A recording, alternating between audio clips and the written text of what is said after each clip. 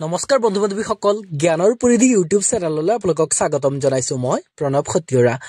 আমি ইতিমধ্যে আলোচনা কৰি আছিলো আসাম এণ্ড ইটস পিপলছ আৰু আজি ইয়াৰ পাৰ্ট 21 ভিডিঅ'টো লৈ আহিছো যিসকল বন্ধু বান্ধৱী ইয়াৰ আগৰ পাৰ্টসমূহ চোৱা নাই অনুগ্ৰহ কৰি ওপৰত থকা আই বাটনটো ক্লিক কৰি পেলাই আপোনালোকে আসাম এণ্ড ইটস পিপলছৰ প্লেলিষ্টটো পাব আৰু তাত গৈ পেলাই আপোনালোকে সম্পূৰ্ণ ভিডিঅ'খিনি চাব পাৰিব বন্ধু বান্ধৱীসকল আপোনালোকে ঠিকেই ধাৰণা দেখা পাইছে আসাম জিকেৰ এই প্ৰশ্নসমূহ 100% আপুনি এবাৰো চোৱা নাই আমাৰ হেতু ধাৰণা কাৰণ আজি আমি সিলেক্টেড স্পেশাল আসাম জিকে কোৱেশ্চনছ সমূহ লৈ আহিছো যিবিলাক আপকামিং টেটকম ৰিক্ৰুটমেন্ট এৰিয়া 2.0 আৰু আসাম পুলিচৰ কাৰণে খুবেই গুৰুত্বপূৰ্ণ ইয়াত আজি আমি ইম্পৰ্টেন্ট ডাটা সন্নিবিষ্ট কৰিছো মনত ৰাখিব সিদ্ধান্ত সন্নিবিষ্ট কৰিছো আৰু ভিডিঅটো অকন দীঘলীয়া হ'ব পাৰে আৰু বন্ধু-বান্ধৱীসকল আমি ইয়াত গুৰুত্বপূৰ্ণ ডাটাসমূহ সন্নিবিষ্ট কৰিছো তো বন্ধু-বান্ধৱীসকল আমি ভিডিঅটো আৰম্ভ কৰিম তাৰ আগতে যিসকল বন্ধু-বান্ধৱী পোন প্ৰথমবাৰৰ বাবে আমাৰ চেনেলটো চাই আছে অনুগ্ৰহ কৰি আমাৰ চেনেলটো সাবস্ক্ৰাইব কৰিব আৰু কাষত থকা বেল আইকনটো প্ৰেছ কৰি ৰাখিব কাৰণ আমি দি ভিডিঅ'সমূহৰ নটিফিকেশন আপোনালোকে পোন প্ৰথমতে দেখা পাব আৰু ভিডিঅ'সমূহ মিছ নকৰাকৈ চাব পাৰে তো বন্ধু-বান্ধৱীসকল দেৰি নকৰাকৈ আজিৰ ভিডিঅ'টো আমি আৰম্ভ কৰো বলক প্ৰথম প্ৰশ্নটো হৈছে Assam has common boundary with these Indian states ভাৰতৰ ডেছখন ৰাজ্যৰ সৈতে অসমৰ উমৈহতীয়া সীমা আছে আৰু অপচনসমূহ দিয়া আছে এ 2 অপশন বি 5 অপশন সি 6 আৰু অপশন ডি হৈছে 7 আৰু ইয়াৰ শুদ্ধ উত্তৰ আমি সকলোৱে জানো নহয় নে আৰু ইয়াৰ শুদ্ধ উত্তৰ হৈছে অপশন ডি 7খন অৰ্থাৎ ভাৰতৰ 7খন ৰাজ্যৰ সৈতে অসমৰ উমৈহতীয়া সীমা আছে আহকচোন আমি এইখিনি অলপ আলোচনা কৰি লওঁ মনত ৰাখিব Assam shares its boundary with as many as 7 states apart from sharing international boundaries with Bhutan and Bangladesh. Arunachal Pradesh is in the north, West Bengal is located in the west, Nagaland and Manipur in the east, whereas Meghalaya, Tripura and Mizoram are in the south. কি বুলি কৈছে যে ভুটান আৰু বাংলাদেশৰ সৈতে আন্তঃৰাষ্ট্ৰীয় সীমা ভাগ কৰাৰ উপৰিও অসমে 7খন ৰাজ্যৰ সৈতে নিজৰ সীমা ভাগ কৰে উত্তৰত আছে অৰুণাচল প্ৰদেশ পশ্চিমে আছে পশ্চিম বংগ নাগালেণ্ড আৰু মণিপুৰ পূব দিশত আছে আৰু আনহাতে মেঘালয় আৰু ত্ৰিপুৰা মিজোৰাম ক'ত আছে দক্ষিণ প্ৰান্তত অৱস্থিত ইয়াৰ পিছৰ প্ৰশ্নটোলৈ আহিছো আমি এতিয়া 2 নম্বৰ প্ৰশ্নটো হৈছে which is the following route of Assam is the national waterway 2 বা সেকেন্ড অসমৰ তলৰ কোনটো ৰাষ্ট্ৰীয় জলপথ 2 আৰু অপচনসমূহ দিয়া আছে A Barak river from Lakhipur to ভাঙ্গালৈ বৰাক নদী আছে আৰু অপচন বি দিয়া আছে ৰিভাৰ গংগা ফ্ৰম হালদিয়া আলাহাবাদ হালদিয়াৰ পৰা এলাহাবাদলৈ গংগা নদী অপচন সি দিয়া আছে river Brahmaputra from Dhubri to Sadiya অৰ্থাৎ ধুবুৰীৰ পৰা সদিয়ালৈ ব্ৰহ্মপুত্ৰ নদী আৰু অপচন ডি দিয়া আছে নান অফ দিজ এটাও নহয় আৰু ইয়াৰ শুদ্ধ উত্তৰটো হৈছে option C river Brahmaputra from Dhubri to Sadiya ধুবুৰীৰ পৰা সদিয়ালৈ ব্ৰহ্মপুত্ৰ নদী হৈছে আমাৰ ৱাটাৰৱে নেশ্যনেল ৱাটাৰৱে সেকেন্ড মনত ৰাখিব এইটো খুব গুৰুত্বপূৰ্ণ প্ৰশ্ন আৰু আজি আমি কিছুমান স্পেশাল কোৱেশ্চনছ লৈ আহিছো যিবিলাক আসাম জিকেত আপোনালোকে দেখা পোৱা নাই চাগে সেইকাৰণে আমি এই কোৱেশ্চনসমূহ লৈ আহিছো আৰু মনত ৰাখিব এইখিনিতে The Brahmaputra from Thuburi to Sadia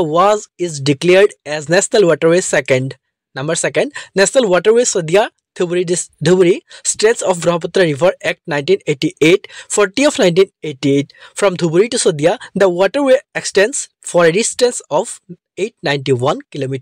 Thuburi পৰা সদিয়ালৈকে ব্ৰহ্মপুত্ৰ ৰাষ্ট্ৰীয় জলপথ ব্ৰহ্মপুত্ৰ নদীৰ সদিয়া ধুবুৰীৰ অংশ আইন 1988 বা 88 চনৰ 40 অনুসৰি ৰাষ্ট্ৰীয় জলপথ নং 2 হিচাপে ঘোষণা কৰা হৈছে আৰু ধুবুৰীৰ পৰা সদিয়ালৈ এই জলপথটো কিমান কিলোমিটাৰ দূৰত্বত অৱস্থিত 891 কিলোমিটাৰ মনত ৰাখিব এইটো খুব গুৰুত্বপূৰ্ণ ডাটা 3 নম্বৰ প্ৰশ্নটো লৈ আহিছো আমি এতিয়া 3 নম্বৰ প্ৰশ্নটো হৈছে in which year crude oil was drilled in Assam for the first time প্ৰথমবাৰৰ বাবে অসমত কেতিয়া খাৰুৱা তেলৰ খনন আৰম্ভ হয় আৰু অপচনসমূহ দিয়া আছে এ 1889 অপচন বি 1899 অপচন সি 1999 আৰু অপচন ডি হৈছে নান অফ দিজ বা নান অফ দ্য এভভ আৰু ইয়াৰ শুদ্ধ উত্তৰটো হৈছে অপচন এ 1889 আৰু 1889 চনটো আমি জানো আমাৰ সাহিত্যৰ ক্ষেত্ৰত অতি গুৰুত্বপূৰ্ণ চন আৰু কি হৈছিল তেতিয়া জোনাকী কাকত প্ৰকাশ পাইছিল আৰু জোনাকী কাকতৰ প্ৰথম সম্পাদক কোন আছিল চন্দ্ৰকুমাৰ আগৰৱালা হয়নে এটা খুব গুৰুত্বপূৰ্ণ নহয় জানো আৰু তেওঁ কি কবি বুলি কোৱা হয় প্ৰতিমাৰ খনিকৰ বুলি কোৱা হয় আৰু প্ৰথম ৰোমান্টিক কবিতা তেওঁ ৰচনা কৰিছিল বন কুঁৱৰী আৰু প্ৰতিমাৰ খনিকৰ বুলি তেওঁ কোৱা হয় আৰু এইটো কৈছিল ৰসৰাজ লক্ষ্মীনাথ বেজবৰুৱাদেৱে প্ৰতিমাখন সৰু কিন্তু নিভাজ সোণৰ মনত ৰাখিব এইটো খুব গুৰুত্বপূৰ্ণ ইয়াৰ পিছত মনত ৰাখিব যে কিয় 1889 চনত কেনেকৈ খাৰুৱা তেলৰ খনন আৰম্ভ হৈছিল তাৰ বিষয়ে আমি অকণ তথ্য সন্নিবিষ্ট কৰিছোঁ এইখিনি মনত ৰাখিব the first well drug at Digboi field in Assam in September 1889 and completed in November 1890 at depth of 662 feet by Assam Railways and Trading Company Limited ART Co. Limited registered in London is regarded as the first commercial successful oil discovery 200 gallons per day অৰ্থাৎ ইয়াৰ বহন ক্ষমতা কিমান 200 গেলন বুলি কৈছে 1889 চনৰ ছেপ্টেম্বৰ মাহত অসমৰ ডিগবৈ পথাৰত খন্দা আৰু 1890 চনৰ নৱেম্বৰ মাহত লণ্ডনত পঞ্জীয়নভুক্ত Assam railway and company trading company লিমিটেডে আৰটি কোম্পানী লিমিটেড 662 ফুট গভীৰতাত সম্পূৰ্ণ কৰা প্ৰথমটো কুঁৱা কূপ ব্যৱসায়িকভাৱে প্ৰথম বুলি গণ্য কৰা হয় আৰু সফল তেল আৱিষ্কাৰ প্ৰতিদিনে কিমান হয় ইয়াৰ 200 গেলন মনত ৰাখিব এইটো তথ্যটো খুবেই গুৰুত্বপূৰ্ণ আমাৰ ইয়াৰ বহন ক্ষমতা আছে 200 গেলন 4 নম্বৰ প্ৰশ্নটো লৈ আহিছো মিতিয়া 4 নম্বৰ প্ৰশ্নটো হৈছে the origin of Barak river lies in dash বৰাক নদীৰ উৎপত্তি স্থল হ'ল ডেছ বুলি খোজাইছে কোনটো আৰু অপচন দিয়া আছে বৰাইল হিলছ বৰাইল পাহাৰ option B Karbi plateau Karbi মালভূমি option C Jaintia hills Jaintia পাহাৰ আৰু অপচন ডি হৈছে লুচাই হিলছ আৰু ইয়াৰ শুদ্ধ উত্তৰটো হৈছে বৰাক নদীৰ উৎপত্তি স্থল আৰু ইয়াৰ শুদ্ধ উত্তৰ হৈছে অপচন এ বৰাইল হিলছ বা বৰাইল পাহাৰ এইখিনি মনত ৰাখিব The Boreal sub-basin drains areas in India, Bangladesh and Burma. The drainage area of the Satluj in India is 41,723 square kilometer, which is nearly 1.38% of the total geographical area of the country. It is on the north by the Boreal range separating it from the Brahmaputra sub-basin, on the east by the Lusai Hills and on the south and west by Bangladesh. The sub-basin lies in the state of Meghalaya, Manipur, Mizoram, Assam, Tripura and Nagaland. কি বুলি কৈছে যে বৰাক উপ অৱবাহিকাখনে ভাৰত বাংলাদেশ আৰু বাৰ্মাৰ অঞ্চলসমূহৰ পানী নিষ্কাশন কৰে এই বৰাক যেটো উপ অৱবাহিকা আছে ৰেঞ্জ আৰু ভাৰতত পৰি থকা সুটুৰ নিষ্কাশনৰ ক্ষেত্ৰফল যদি আমি চাও আৰু সেইটো হ'ব 41723 বৰ্গ কিলোমিটাৰ যেটো আমাৰ দেশৰ মুঠ ভৌগোলিক এলেকাৰ কিমান শতাংশ প্ৰায় 1.38 শতাংশ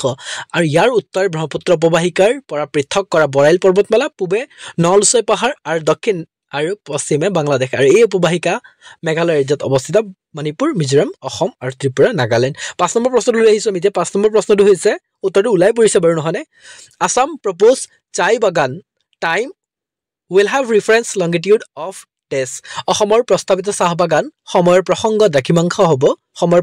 দাগিমাংশ হ'ব ডেছ বুলি খোদা আছে আৰু অপচনসমূহ দিয়া আছে 82 ডিগ্ৰী ইষ্ট অপচন বি হৈছে 85 ডিগ্ৰী ইষ্ট অপচন সি হৈছে 95 ডিগ্ৰী ইষ্ট আৰু অপচন ডি হৈছে 90 ডিগ্ৰী ইষ্ট আৰু ইয়াৰ শুদ্ধ উত্তৰ উলাই পৰিছে বাৰু আৰু ইয়াৰ শুদ্ধ উত্তৰটো হৈছে অসমৰ যেটো প্ৰস্তাৱিত চাহ বাগানৰ সময় আৰু এইটো হৈছে প্ৰসংগত ইয়াৰ দাগিমাংশ হৈছে 90 ডিগ্ৰী পূব এখানে মনত ৰাখিব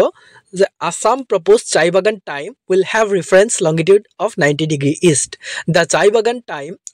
or the bagan time refers to the daylight saving the schedule introduced by the British for the better energy saving on the tea plantation more than 150 years ago. But according to it, Assam will turns its clock 1 hour ahead বুলি কৈছে অসমৰ প্ৰস্তাৱিত চাহ বাগান সময়ৰ reference সৰ ক্ষেত্ৰত দ্ৰাগিমাংশ কিমান হ'ব 90 ডিগ্ৰী পূব আৰু চাহ বাগান সময় বা বাগান সময় 150 বছৰতকৈ অধিক পূৰ্বে চাহ বাগিচাখনৰ উন্নত শক্তি সঞ্চয়ৰ বাবে ব্ৰিটিছে প্ৰৱৰ্তন কৰা দিনৰ পোহৰৰ সময়সূচীক বুজায় এইটোৱে আৰু মনত ৰাখিব যে সেই সময়খিনি কিমান 1 ঘণ্টা আগুৱাই থাকিব বুলি দলকে কৈছে ইয়াৰ মতে অসমে কি হৈছে 1 ঘণ্টা আগুৱাই ঘূৰিব মানে কি কৈছে যে অসমৰ যেটো চাহ বাগান আছে চাহ বাগানৰ সময়ৰ ক্ষেত্ৰত কি কৈছে যে চাহ বাগানৰ সময় 1 ঘণ্টা আগুৱাই থাকিব বুলি ব্ৰিটিছ সকলে হেতু উল্লেখ কৰি থৈ গৈছিল এই কোৱেশ্চনছখিনি আপোনালোকে আগতে পাইছিল নে বাৰু খুব গুৰুত্বপূৰ্ণ প্ৰশ্ন এইখিনি মনত ৰাখিব আৰু এডিআৰই 2.0 আৰু আসাম পুলিচ টেটকাম ৰিক্ৰুটমেন্ট এক্সামৰ বাবে এটো খুব গুৰুত্বপূৰ্ণ আৰু আজি আমি সিলেক্টেড কোৱেশ্চনছ কিছুমান লৈ আহিছো আৰু ইয়াত আমি মনত ৰাখিব হিতান্ত সন্নিবিষ্ট কৰিছো 6 নম্বৰ প্ৰশ্নটো লৈ আহিছো আমি এতিয়া the dash Assam districts are major reserves of crude oil and natural gas. Dash অসমৰ জিলা সমূহ খাৰুৱা তেল আৰু প্ৰাকৃতিক গেছৰ মুখ্য ভাণ্ডাৰ বুলি কৈছে আৰু অপশ্যনসমূহ দি আছে লোৱাৰ নামনি, অপশ্যন বি দি আছে মিডিল মধ্য, অপশ্যন চি দি আছে আপাৰ উজনি, আৰু অপশ্যন ডি দিয়া হৈছে নান অফ দিজ, ইয়াৰে কোনোটোৱে নহয়। আৰু মনত ৰাখিব যে ডেছ অসমৰ জিলাখন অৰ্থাৎ কোন অসমৰ জিলাসমূহ খাৰুৱা তেল আৰু প্ৰাকৃতিক গেছৰ মুখ্য ভাণ্ডাৰ বুলি সোধা হৈছে, আৰু অপশ্যনসমূহ দিয়া আছে। আৰু ইয়াৰ ভিতৰত শুদ্ধ উত্তৰটো হৈছে অপশ্যন চি উজনি। উজনি অসমৰ জিলাসমূহ খাৰুৱা তেল আৰু প্ৰাকৃতিক গেছৰ মুখ্য ভাণ্ডাৰ। মনত ৰাখিব, এইখিনি মনত ৰাখিব যে the upper Assam districts are major reserves of oil and gas. Petroleum was discovered in Assam in 1889. It is estimated that Assam and the surrounding region process around 150 million tons of petroleum reserves. উজনি অসমৰ জিলাসমূহ তেল আৰু গেছৰ প্ৰধান মজুদ বা ভাণ্ডাৰ। আৰু 1889 চনত অসম পেট্ৰলিয়াম আৱিষ্কাৰ হৈছিল, আৰু অসম আৰু ইয়াৰ আশে পাশে থকা অঞ্চলত প্ৰায় 15 কোটি টন পেট্ৰলিয়ামৰ মজুদ আছে বুলি অনুমান কৰা হৈছে। মনত ৰাখিব এই ডাটাটো খুব গুৰুত্বপূৰ্ণ। 150 মিলিয়ন, ইয়াত 15 হৈ আছে, 150 কোটি টন পেট্ৰলিয়াম ইয়াত মজুদ আছে। অসমীয়া টাৰ্মটোত অকণ মিষ্টেক হৈ আছে বাৰু। 7 নম্বৰ প্ৰশ্নটো লৈ আহিছোঁ এতিয়া। 7 নম্বৰ প্ৰশ্নটো হৈছে which schedule of the Indian Constitution deals with the administration of tribal areas in Assam? ভাৰতীয় সংবিধানৰ কোনটো অনুসূচিত অসমৰ জনজাতীয় এলেকাৰ প্ৰশাসনৰ বিষয়ে আলোচনা কৰা হৈছে? আৰু অপশ্যনসমূহ দিয়া আছে A4th, option B 5th, option C 6th, আৰু অপশ্যন ডি হৈছে 7th। আমি জানো নহয়নে এইটো আমাৰ অনুসূচিত, তাৰমানে কি হৈছে যে অসমৰ জনজাতীয় এলেকাৰ বাবে বিশেষ প্ৰশাসনৰ দায়িত্ব দিয়া হৈছে। আমি জানোৱেই নহয়নে BTR আছে, হয়নে, মিচিং অট'নমাছ কাউন্সিল আছে, কাৰ্বি অট'নমাছ কাউন্সিল আছে, এইবিলাক তেওঁলোকৰ প্ৰশাসনৰ দায়িত্বত আছে। আৰু ইয়াৰ উত্তৰটো হৈছে অপশ্যন চি 6th, 6ষ্ঠ অনুসূচিত উল্লেখ আছে। এইখিনি মনত ৰাখিব যে the 6th schedule consists of provisions for the administration of tribal areas in Assam, Meghalaya, Tripura and Mizoram. According to the Article 244 of the Indian Constitution, 6ষ্ঠ অনুসূচিত ভাৰতীয় সংবিধানৰ 244 নং অনুচ্ছেদ অনুসৰি অসম, মেঘালয়, ত্ৰিপুৰা আৰু মিজোৰামৰ বাবে জনজাতীয় অঞ্চলসমূহৰ প্ৰশাসনৰ ব্যৱস্থা আছে, স্পেচিয়েল ব্যৱস্থা এটা আছে। আৰু 8 নম্বৰ প্ৰশ্নটো লৈ আহিছোঁ আমি এতিয়া। 8 নম্বৰ প্ৰশ্নটো হৈছে which of the following is the highest hill range in Assam? তলৰ কোনটো অসমৰ সৰ্বোচ্চ পৰ্বতমালা বুলি সোধা হৈছে? আৰু অপশ্যনসমূহ দিয়া আছে কাৰ্বি হিলছ, অপশ্যন বি দিয়া আছে জয়ন্তীয়া হিলছ, অপশ্যন চি দিয়া আছে বৰাইল হিলছ, আৰু অপশ্যন ডি দিয়া আছে পাটকাই হিলছ। আৰু এইটো আমি জানো নহয়নে অসমৰ সৰ্বোচ্চ পৰ্বতমালা, আৰু এইটো হৈছে বৰাইল হিলছ, বৰাইল পৰ্বত। এইখিনি মনত ৰাখিব the Borail is the highest hill range in Assam. It includes the North Kasar Hills Reserve Forest, RF মানে Reserve Forest উল্লেখ কৰা হৈছে ইয়াত, of Kasar District, Borail RF of Kasar and North Kasar Hills District, and the unclassified forest stretching from the Simleng River Valley in the west to Laike in the east in the Kasar Hills District. Barail হৈছে অসমৰ সৰ্বোচ্চ পাহাৰ, আৰু ইয়াৰ ভিতৰত কাছাৰ জিলাৰ উত্তৰ কাছাৰ পাহাৰীয়া সংৰক্ষিত বনাঞ্চল RF Reserve Forest হৈছে, আৰু কাছাৰ আৰু উত্তৰ কাছাৰ পাহাৰীয়া জিলাৰ বৰাইল RF আৰু পশ্চিমে চিমলেং নদী উপত্যকাৰ পৰা পূবে লাইকেলৈকে তেওঁলোক এইবিলাক বিস্তৃত হৈ আছে উত্তৰ কাছাৰত। আৰু এই বিস্তৃত অশ্ৰেণীবদ্ধ অৰণ্যসমূহ কি হিচাপে ঘোষণা কৰা হৈছে, অন্তৰ্ভুক্ত কৰা হৈছে? হিলছ জিলা বা পৰ্বতীয় জিলা হিচাপে অন্তৰ্ভুক্ত কৰা হৈছে আমাৰ উত্তৰ কাছাৰ, হয়নে? এইখিনি আমাৰ হিলছ ডিষ্ট্ৰিক্ট হিচাপে অন্তৰ্ভুক্ত কৰা হৈছে, আৰু এইবিলাক কোনটো ৰেঞ্জত